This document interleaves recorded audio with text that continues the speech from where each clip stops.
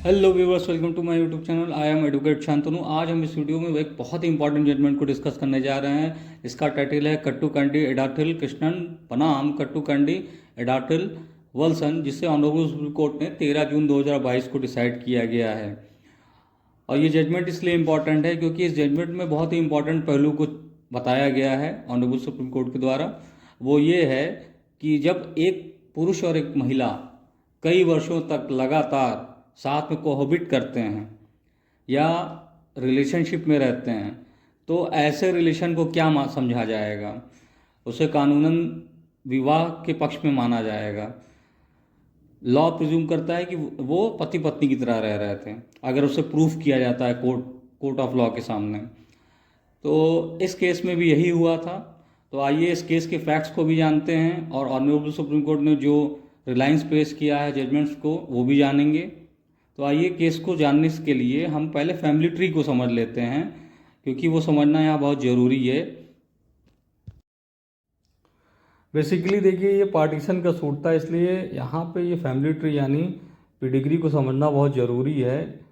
जिसे मतलब पार्टीशन का मतलब होता है कि प्रॉपर्टी को विभाजित करने के लिए पार्टीशन का सूट किया जाता है, अपने शेयर्स को डिक्लेयर कराने के लिए।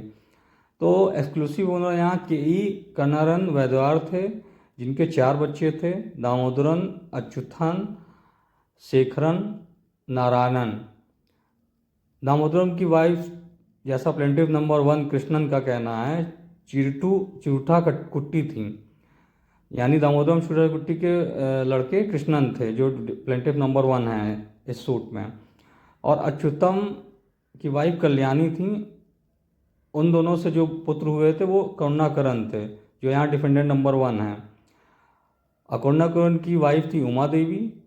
उमा देवी और करुणाकरण से जो बच्चे हुए हैं वो वालसन थे, कस्तूरी थे और सरस्वती बाई, यानी ये सब डिफेंडेंट्स थे। यानी दामोदरम, अच्युतम, शेखरम, नारायणन, ये सब एक्सपायर हो चुके थे सूट फाइल होने के समय में।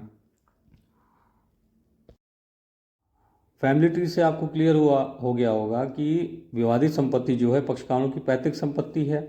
अवादी ने शेड्यूल प्रॉपर्टी के आधे हिस्से का दावा किया है और इस प्रकार अदालत में एक पार्टीशन का सूट फाइल किया था।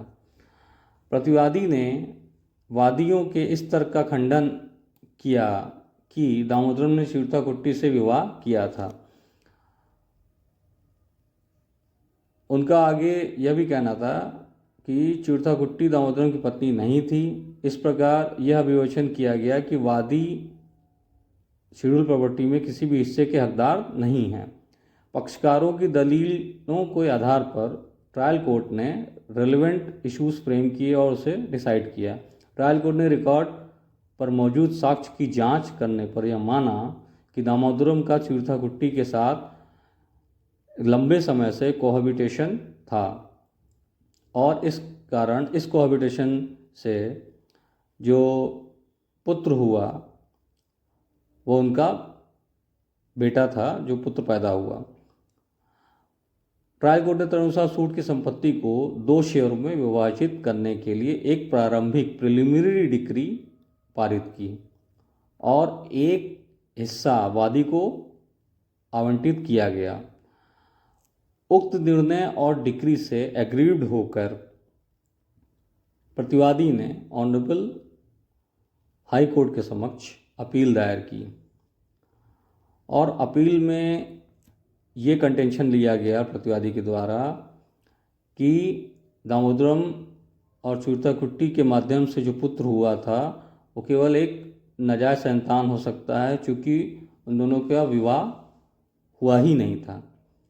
जब तक दामोदरम और चिरूठा कुट्टी के बीच विवाद साबित नहीं हो जाता, तब तक वादी कोपार्शनरी प्रॉपर्टी में कोई भी दावा नहीं कर सकता है। उच्च न्यायालय ने उसके बाद अपीलों की सुनवाई की और उन्हें यह कहते हुए अनुमति दी, यानी ट्रायल कोर्ट के फैसले को सेट असाइड कर दिया और प्रतिवादी के फेवर में अपील डिसाइड की कि पहले वादी के पिता और मां के बीच लंबे समय से जो कोहैबिटेशन को स्थापित करने के लिए कोई सबूत नहीं है, और दस्तावेज़ों ने केवल यह साबित किया कि पहला वादी का पुत्र है।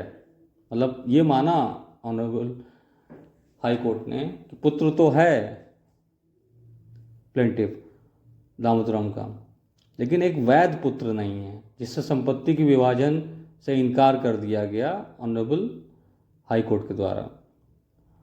अब जैसा कि ऊपर देखा गया है, इन अपीलों में उच्च न्यायालय के इस फैसले को चुनौती दी गई। अब ऑनरेबल सुप्रीम कोर्ट के समक्ष जब ये अपील आई तो ऑनरेबल सुप्रीम कोर्ट का ये कहना था कि it is well settled that if a man, एक आदमी और एक औरत अगर साथ में लंबे समय से रह रहे हैं हस्बैंड एंड वाइफ की तरह, तो there would be a presumption in favour of wedlock. तो ये माना जाएगा कि वो एक मतलब शादीशुदा जीवन व्यतीत कर रहे हैं, और ये जो प्रिजम्पशन लिया जाएगा वो सेक्शन 114 ऑफ एविडेंस एक्ट के तहत लिया जाएगा। हाँ, लेकिन ये जो प्रिजम्पशन लिया जा रहा है ये खंडनीय है, इसका खंडन किया जा सकता है, और इसका बर्डन जो जाएगा वो उसके ऊपर जाएगा जो इसका खंडन करेगा, जो कहेगा कि नहीं ये दोनों हस्बैंड वाइफ नहीं हैं, कोई मैरिज नहीं हुई तीन लोगों की। तो ये ऑनरेबल सुप्रीम कोर्ट का कंटेंशन था इस केस में, और रिलायंस प्लेस किया गया है इन फॉलोइंग केसेस पे। अब फर्स्ट केस में जो 1927 AIR 185 का है, प्रीवी काउंसिल ने एक जनरल प्रोविजन लेट डाउन किया था कि where a man and women are prove to have live together as a man and wife, जहाँ ये प्रूफ हो जाता है कि एक आदमी और औरत हस्बैंड एंड वाइफ की तरह रह रहे हैं, तो लॉ प्रिज्यूम क्या करेगा, लॉ अनुमान ये लगाता है कि वो एक लीगली वेडेड वाइफ की तरह रह रहे हैं, अनलेस जब तक कि उसके विपरीत कुछ ऐसा ना प्रूफ कर दिया जाए कि वे दोनों जो रह रहे हैं वो वैलिड मैरिज के तहत नहीं रह रहे हैं। सेकंड केस में मोहम्मद अली खां वर्सेस मोहम्मद इब्राहिम खां 1929 AIR में एक बार फिर प्रीवी काउंसिल ने कहा कि द लॉ प्रिज्यूम्स, लॉ ये अनुमान लगाता है इन फेवर ऑफ मैरिज, यानी वो मैरिज को मानता है, and against concubinage when a man and women have cohabited continuously for number of years. मतलब कोई आदमी और औरत लंबे समय से अगर साथ में कोहैबिटेट कर रहे हैं, रह रहे हैं या रिलेशनशिप में हैं, तो लॉ प्रिज्यूम करता है कि वो मैरिज है, ना कि कुछ और। ऐसा ही third case Badri Prasad versus director of consolidation and others 1978 में, इसमें भी सुप्रीम कोर्ट ने सिमिलर व्यू लिया। और ये जो स्क्रीन्स पे सारे केसेस आपको दिख रहे हैं जो 1994 के हैं, 2008 के हैं, 2009 के हैं, 2010 के हैं, 2013 के हैं, कंटिन्यूसली कई केसेस, नंबर ऑफ केसेस हैं जिसमें ये व्यू, सिमिलर व्यू लिया गया है ऑनरेबल सुप्रीम कोर्ट के द्वारा कि अगर कोई महिला और पुरुष काफ़ी लंबे समय से कोहैबिटेट कर रहे हैं, रह रहे हैं, रिलेशनशिप में रह रहे हैं, तो ये प्रिज्यूम किया जाएगा कि वो एक मैरिज के तौर पे, यानी उन्हें पति पत्नी माना जाएगा। तो ये view, similar views in cases में लिया गया, इसी पे ऑनरेबल सुप्रीम कोर्ट ने रिलायंस प्लेस किया। अब इन सारे फैक्टर्स को कंसीडर करते हुए और जो प्लेंटिफ ने एविडेंस प्रोड्यूस किया था ट्रायल कोर्ट के समक्ष, उन सभी को कंसीडर करते हुए